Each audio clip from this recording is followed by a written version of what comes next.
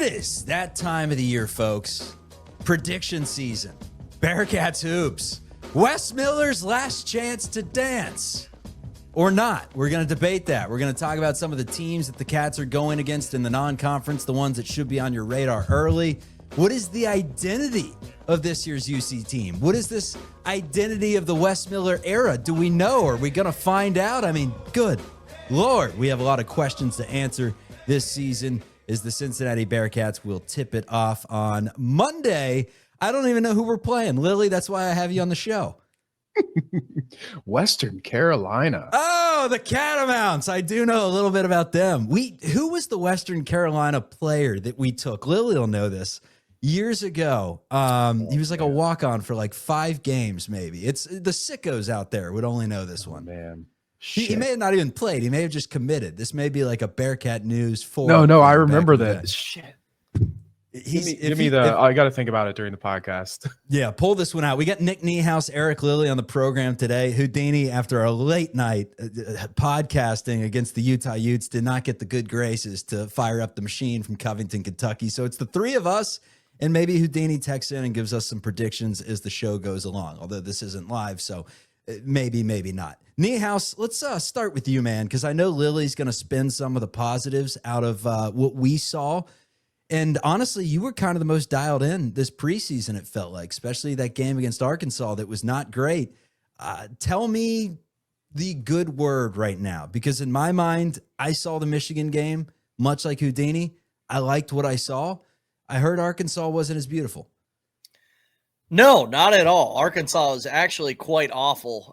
And I didn't get to watch the Michigan game. So I'm going in this. I need Lily to talk to me about how good we can be, because I'm going in this a little pessimistic. And the issue with basketball, I guess it's somewhat college football too, but you're going to start off with some cupcakes. And then, Chuck, I'm going to hop on the show and I'm going to be like, I believe, Wes. I believe we're going dancing, Wes. And, then we're going to get our first test in January in the Big 12. Yeah. And we're going to go over in January again. No, I joke about that, but I feel good because you're either dancing or you're likely looking for a new head coach. So at least we have that makes us feel good, though? I mean, that's not my definition of good necessarily, but to each their own. It just is what it is at this point, Chuck. Yeah. Hey, beautiful. We could be in the coaching market for a new head coach. Lily, what was your kind of reaction to some of the stuff that you saw in the preseason? I guess identity question is what comes up for me, and I think for you too, because we both thought with this UC's team length and their versatility defensively and some of their speed at the guard position, we were talking about that, pre-Jizzle's departure, but still plenty of speed. Sincere Harris, like this is going to be a great defensive team. Preseason didn't make it seem like it's going to be a great defensive team. Yeah. And I'm going to get to that question, but you just said something that made me think. We haven't had a coaching show since we started this podcast. Our first hot board series is going to that might be kind of fun, I think. That's what I'm saying, Lily. I hope we make the tournament and don't have an opening, but someone will be like, Bruce Pearl, I saw him on campus. He was at Martino's. Now's a good time to tell you about Martino's, by the way. Steps away from the campus of the University of Cincinnati. We hold live shows there. It's the place to be on campus. 2-foot gargantuan subs. How do you not love them? They also got pasta, wings, pizza, American, Italian classics. Great family. Martino's on Vine. Shout out to the Angelis. Shout out to Martino's. All right, sorry to cut you off, Lily, but got to pay the bills here. Good. Oh, we can cut off anybody for Martino's. They do great stuff in Clifton there. I have so our identity has to be defense this year, in my opinion, if we want to be a good team. And the exhibition scores have been a little concerning with that. But you know me, Chuck, I'm going to spin it a little here. These guys are lifting. This isn't like in season. They're still in their off-season preparation, and they're lifting. Their legs are tired. And Wes mentioned that they didn't do any scouting for these games. They just were focused on what we want to do, and then kind of just go off how the game is going. So it wasn't like a full-blown pregame ritual in terms of preparation.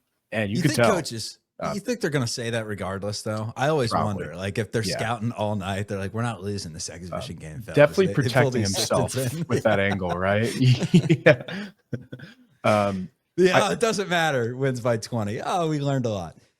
It's got to be defense, though, right, Chuck? Like, that has to be the identity here. Like, I mean, here's the thing. Offense, I think we can all agree with this. It's not going to be aesthetically pleasing at times because you have ISO players. Like Day-Day, he's shown us over the years that like his best offense a lot of times is just getting to his spot and making something happen from there, whether it's, assisting out of isolation, whatever. But ball movement has never really been that's what I don't understand is there's so many people in Cincinnati that hate the NBA. Oh, the product sucks. It's like they move the ball. After watching Cincinnati for years, we don't move it, man. The ball has energy. Like that's the name of the game, Niehaus. You're the big time hooper here. Yeah, look, Wes Miller said it himself. Let's be real with what the identity is going to be. Not to pat myself on the back here, but Sincere Harris came off the bench against Michigan, and we had our predictions for who the starting five is going to be. I had him coming off the bench. It was Kirk Carissa, it was Day-Day Thomas, Shon Abaev, Baba Miller, and Mustafa Cham. You think if you put Sincere Harris in the starting lineup, then they're going to prioritize defense. Let me get to how I started this tangent off with Wes Miller said himself in Big 12 Media Days when he was talking about the offense. He's like, did you see us put up 100 points against Michigan? We wouldn't have put up 100 against anybody last year. So obviously he's confident in the offense. You didn't see much with Mustafa Cham in the preseason games. It's kind of a little underwhelming to be completely honest. He had 15 against Michigan. He had 15. He looked pretty good against Michigan. That's actually the second time I've been corrected on that because, again, I didn't see it live. I just caught the highlights. He didn't have any highlights. I love doing that, man. He didn't have any highlights. On my NBA page that I do, dude, NBA After Dark, by the way, shout out on YouTube. I was talking about Keontae George, and I'm like, he's a good, long, defender at the guard position, and a Jazz fan commented, Keontae George is actually the worst defender in the NBA. And I was like, God. Bless it. Well, asked me, just be confident, baby. Just be confident. I should. Cham in the Arkansas game was underwhelming. And that one, obviously, I watched start to finish and had to do the reaction show with. But so was everyone. Lily's talking about lifting. I thought he was going to say they were lifting upper body the same day they played Arkansas because we couldn't shoot at all. So that's what I was hoping he was going to. He's like, no, they were tired and we couldn't play defense. It's all in the lower half. The offense anyways, looked terrible. The offense looked bad. To get to my point of, what this team might be, I just don't think you have the pieces that you brought in without also prioritizing offense. Like Kirk Carissa is a playmaker. He's going to be really good offensively. Shon Abaev, you don't bring him in if you're going to prioritize defense. Like that guy he has the best tape we've seen from a high school player since Lance Stevenson committing to Cincinnati. So, but he does stuff out of isolation. And that's again, goes to the point of the Day-Day Thomas, this team, it's going to be a lot of isolation basketball, but I mean, you can still, get good looks for others too out of isolation, but I don't expect a lot of movement. I don't know if you saw anything different against Arkansas. No, it was bad, but I have high hopes that we're going to be a better offensive team than last year. And that's really not saying much, but Lily said it. I don't want to take Lily's stat, but we haven't been in the top 125 in 3-point shooting in 20 years. Is that it, Lily? Top 125 schools. We haven't been in the, we've been outside the top 125 in 3-point shooting in almost 20 years. So I think that this team will break that. So that's why I'm prioritizing offense with this roster. Lily, Wes Miller's last chance to dance. I think we all of Bearcat Nation's kind of in unison that it's the bar has to be the NCAA tournament. If he doesn't make it this year, whatever the buyout is, I mean, you would expect them to move on from Wes as the guy.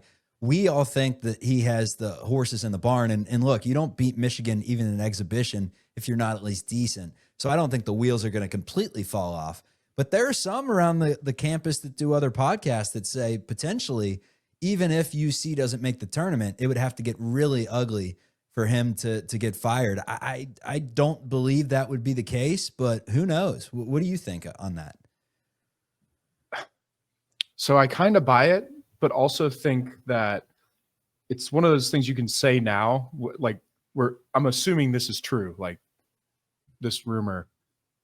It's the thing you can say now before the season, but during the season, a season that plays out another year of not making the tournament, I think the heat would turn up so much with the fans that that decision would actually We'd shut down this program for the winter and people would be pissed. Bearcat like the Carolina Panthers podcast. Oh, yeah. We'd shut it down. We'd say we have families. We got to spend time. Can't justify doing this podcast for yet another losing season. I think that's until West goes. Yeah. And that again, it's nothing personal. This is the nature of the industry. Like we want to talk about winning teams too. Like you notice how we don't talk about Scott anymore? Scott's on our good graces, man.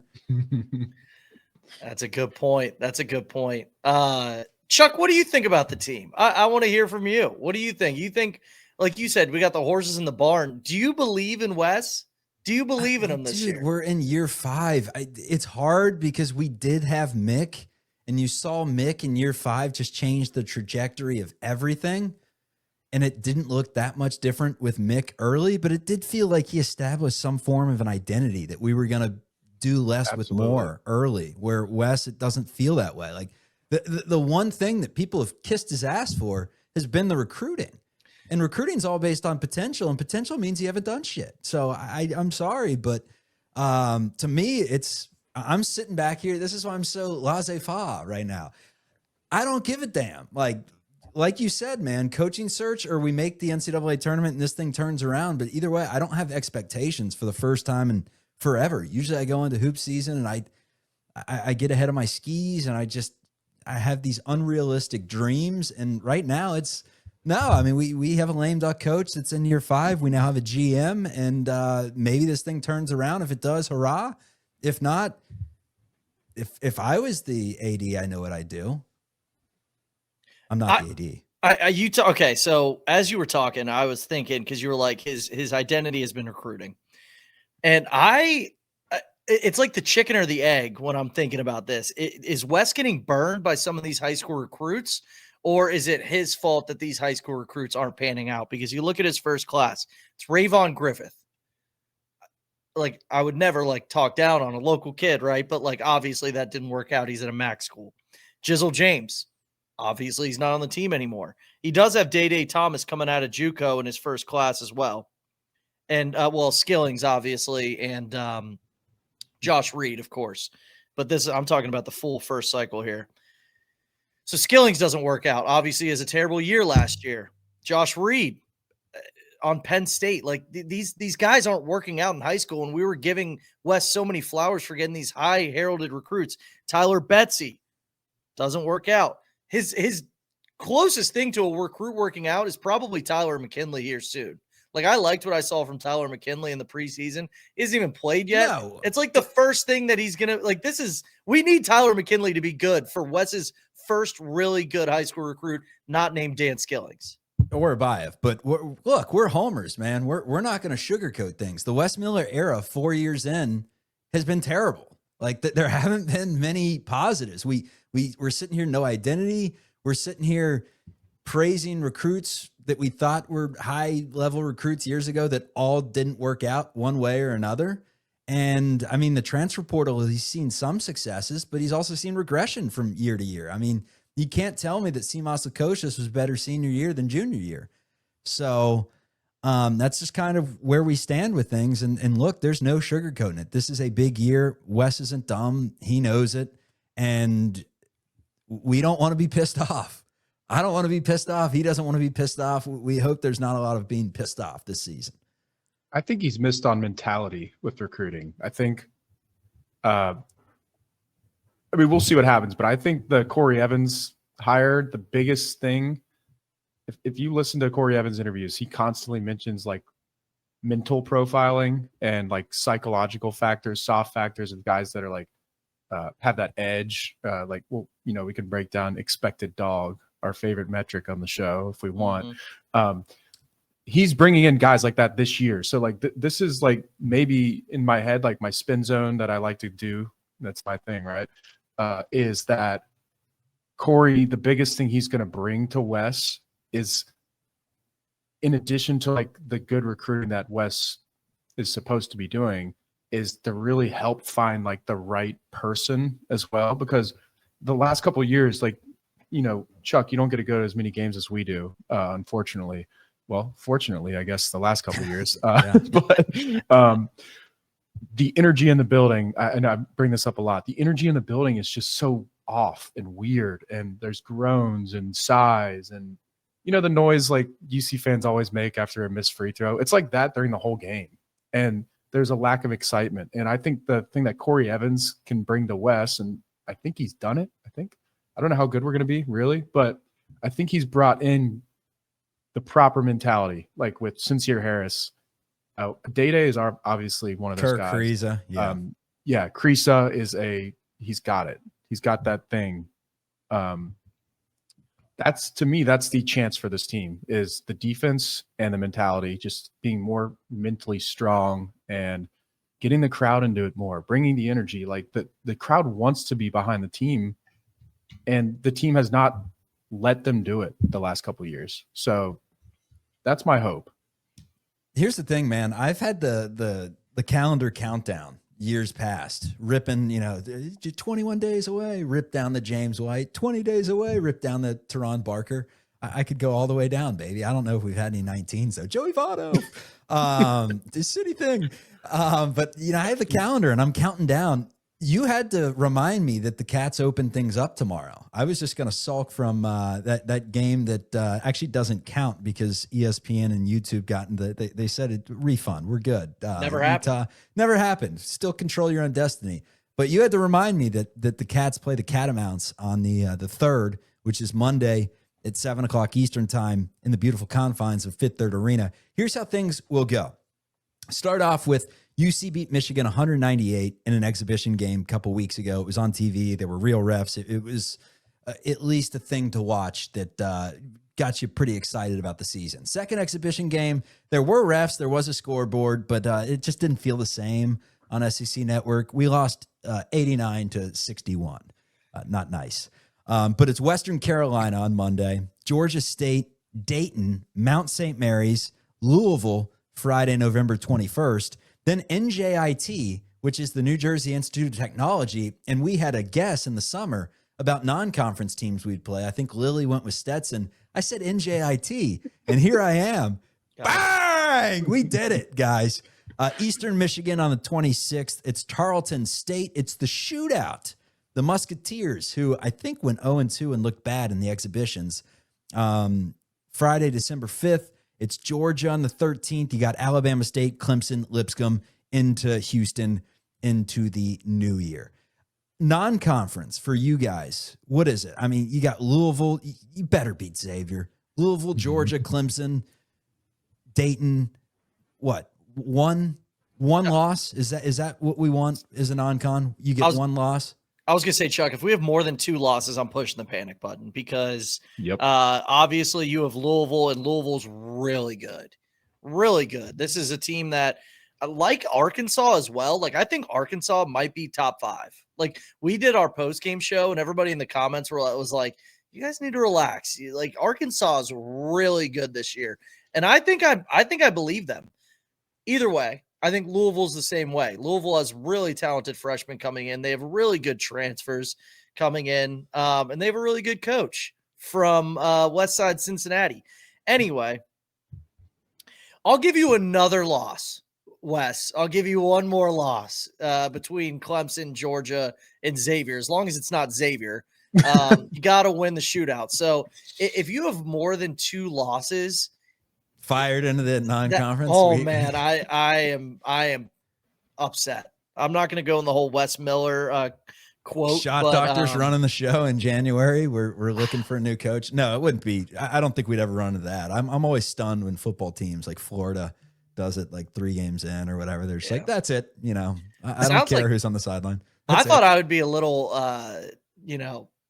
demanding, but Lilly saying yep when I said if you have more than 2 losses, that's a failure. I guess he's on my side too. Yeah, I mean, you got to start beating the Georgias and the Daytons and not losing every single game that matters. I mean, let's get real. You play a better schedule this non-conference with some potential quad 2s in there to pick up instead of all quad 4s. Just win the games. They're not going to hurt you if you lose them, but once you stack up quad 2 loss after quad 2 loss, and actually quad 2 West, so he's stacking up quad 2 wins. But That's right. at a certain point, you got to start winning some of these games, man. 11-2 is that minimum for me. Like, because while I do am slightly intrigued about this team, if we get to Big 12 play with 3 losses, it's like, what is there to be excited about? You're not putting yourself in a position to get a bid realistically, in my opinion, because we've seen it. We have some trouble finishing above 500 in this conference with this regime. So to me, the path for a successful season is 11-2 minimum, and then 9-9, and that gets you to 20-11. You're in the tournament. Vibes are a little better. And if you beat Xavier and get in the tournament, like, as frustrating as this job can be when fans turn on you, I think you'll also notice that, we'll give you another chance if you can do that this year. Hell yeah.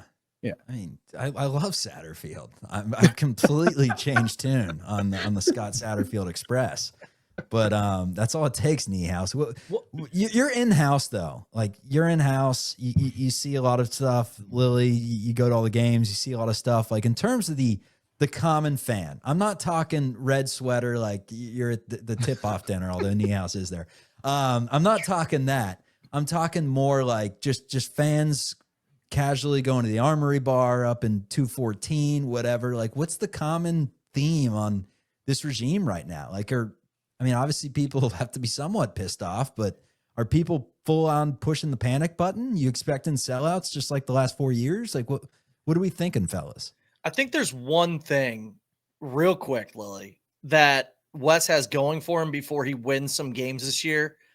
And it's Shon Abaev and it's Mustafa Cham. Like, I do think those two names will carry weight for the fans that know anything about the roster. Like, if you come in not knowing the roster at all, then you're just going to be upset at Wes until we win some games.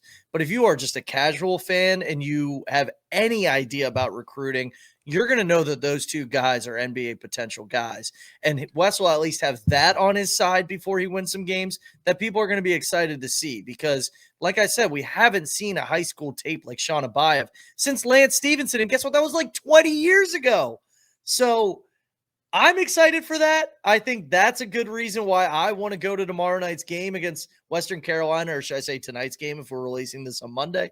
But Wes has that going for him for the casual fan. It's those two guys. I don't know, man. Jermaine Lawrence's tape kind of looked like Giannis's. I'm going to be honest with you, against those high schoolers with that 6'11" frame, and that one didn't work out. But Shon Abaev, yeah, man, the thing that he does is high release point. He's big. He's pretty quick for his size. He's got a nice little smooth release, and he can get it off whenever he wants, and he can hit difficult shots. He is a shot taker and a shot maker. We're going to see some 3 for 14 performances. We're going to see some 9 for 18 performances, 9 for 15 performances, that are like, damn, that freshman just put up 25. Like that's the kind of talent that he is. It's going to be a roller coaster ride. Enjoy it, because he's probably an association guy. Most people that know ball think this. Defense, though, I have no idea what to expect, man. No idea. He could be terrible for all I know. Yeah, I don't care. I'm here for the offense, baby. Like, let me see what this. I watched the NBA a little too, Chuck. Like what you mentioned with that common talking point of like college basketball fans that don't like the NBA. Respectfully to those people, they could not be any more wrong. Like the NBA offense and defense. Like, there's also that talking point that the defense they don't try. The stuff these guys are doing at the professional level is just insane. Like, I watch college basketball, switch to the NBA. It's like watching a different sport. And you're a Warriors fan, so you get to see the pinnacle of what like a guy like Steph Curry can do to an offense. And Abaev is not Steph Curry. He's not the same position. He doesn't do all the same things. But if Abaev comes out here versus Western Carolina and Georgia State and is getting buckets, you're going to see Dayton next week guarding him immediately differently Gravity. than like it's that NBA term that they love. Exactly. Gravity. That's where I was heading. Gravity of Shon Abaev, baby, to get like, other guys open. Our half court offense, I don't know if it's going to be good, but like if Abaev is doing stuff like that, it's going to help. It's going to help guys like Celestine and the international guards that are going to be shooting a lot of threes. So to me, back to what we were talking earlier. Defense is going to be the identity. It has to be. We have to get in transition. We have a lot of transition players. But in terms of that half court, if we want to reach our potential this year, I think it's, the freshman's going to have to create some shots and more importantly, make opposing teams guard him. Lily, look, we sucked last year. You know what we didn't have was gravity. I really like that point you just made, because not only is Shon Abaev going to have that gravitational pull that might open up the inside game, who did we have last year that defenses feared? I want one name. I think the Jizzle and Day-Day mid-range stuff, teams towards the end of last season just were totally okay with it. Exactly. So it's like the opposite of gravity. Exactly. And so now you have a couple guys, which Jalen Haynes, if we had him, I'd be feeling a whole lot better. But a couple guys that you can feed the post to. I'm going to count Jalen Haynes in there because it's not a given that he's out for the season. Nobody knows what's going on. I know he underwent. They didn't say surgery. They said procedure, I think. Procedure, which could mean surgery. I don't know. Anyway, I'm going to count him in. You have two guys that you can throw it down to, and you also have guys that can shoot. Like Celestine, his stroke against Arkansas, I think he went 3 for 7, 2 for 7, whatever. It looks good. Like, we have gravitational pull in the post that we didn't have last year, and then if Shon Abaev is any good, we have gravitational pull on the perimeter. I think the difference between this year's team and last year's team is we have some guys that defenses have to actually pay attention to, and last year you simply didn't. You had to scheme everything open. It was kind of a disaster. All right, fellas, in terms of the let's go with the two leading scorers on this year's team. We're not going to go through the whole 14.6, 12.8. I think Kirk Reese averages 11.7. Let me get my calculator out. That doesn't go 88.6. That's 88.4. Let me redo this entire thing. 13 for, we're not doing that, fellas, with all due respect. Top two scorers on this year's team. Let's start with the man in the middle. I'll give you one to start, and then I want to. Oh, hey! No, I'm good. No, you're good. Man in the middle. Go.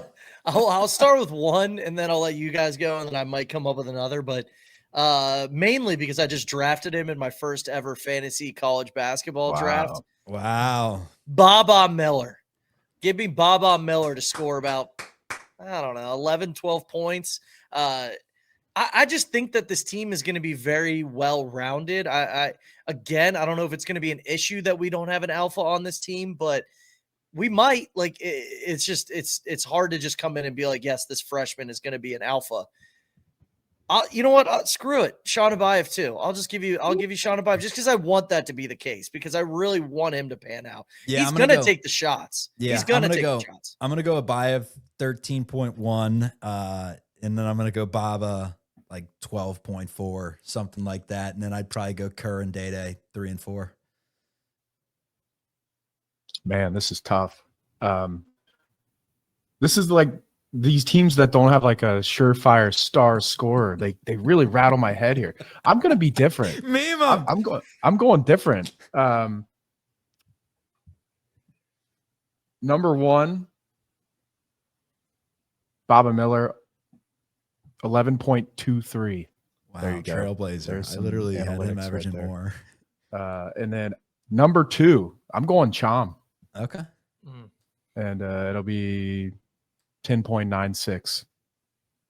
But we're going to have, we are going to have like 7 players at over 7 points, I think. So yeah, good luck. I think it'll be a balanced attack. All right, fellas. Anything else you want to add in before the Cincinnati Bearcats open up with Western Carolina, who I predict we will beat 81-65? Wow, that's pretty close to the Ken Pom prediction, Chuck. That was not bad. I think 81-61 is the prediction. I didn't even know who we were playing. I know. For today, so so I know you're not lying. There wasn't much data involved. Yeah. Okay, you mentioned Western Carolina. My final word here is it was Nick Aldridge. Okay. I remember. Who got kicked off the team before it ever even happened because of potential drug charges. He was going to be a walk-on. I forgot about him. Wow. Because we were all excited about that. He was going to be like a walk-on. I can pull out some names. Play. John Reek, 7'2" from Senegal. Chuck, should we do just a random players like draft once a week in season? Just have a random player we talk about on the podcast that either almost went here or went here. Kemba Abdul Walker. Herrera. Yeah. Oh man. Well, Kemba is the golden goose that got away. Yeah, His mom people, loved me. non-Cincinnati fans will hear that and be like, you guys are delusional. You guys are wrong. delusional. We're not delusional. I got nothing, Chuck. I'm excited. I actually think this is going to be a good team. I think we're going to be dancing. I'm not going to get ahead of my skis like I did last year.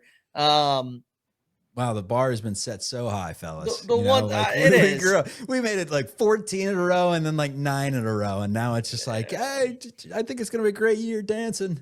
10 seed, we'll take it. This will be a much better team. I just think the roster is constructed much better. I think we have a much more threatening offense. Last year was flawed. This is my last time. This is my last time talking about last year's team. Last year was flawed. It really was. You had 2 guys who didn't perform up to their expectations, and then the rest just. But we didn't think it was flawed before the season. That's what scares us. We didn't look at the potential possibilities like this year's of. Oh, we play a lot of ISO ball and dudes just can't make shots like people haven't been able to make in Clifton for a long time, even when you think they're pretty good shooters like that. That's what scares me. But hey, man, I truly don't think he beat Michigan, even if there's no scouting and there's no reports and they're not even, going 100%, whatever, even in a pickup game. I mean, you're competing with that Michigan team. You got to go in with some optimism, but that's all it is. Some optimism, because I'm not getting hurt again. So I'm not getting hurt again. You know how and you don't my get final hurt? word is our podcast episode that we're going to do on this Random players. in the year 2036. The random player that you're going to mention is Connor Hickman. Oh, yes. We just got to give it 10 years. Yeah. We'll compile that list as we go. Ivan Johnson. Yeah. All right. See you guys. Chatterbox Bearcats. Subscribe, like, Martino's, shouts. Peace. Come on.